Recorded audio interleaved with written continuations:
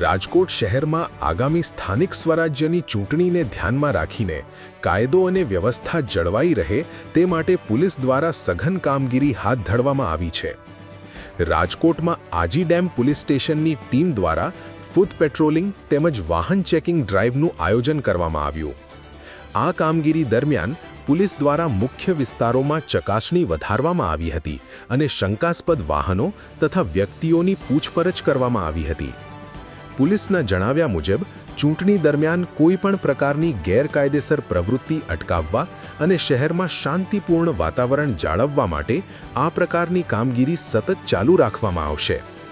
શહેરના નાગરિકોને પણ અપીલ કરવામાં આવી છે કે તેઓ પોલીસને સહકાર આપે અને કોઈ પણ શંકાસ્પદ પ્રવૃત્તિ અંગે તાત્કાલિક જાણ કરે.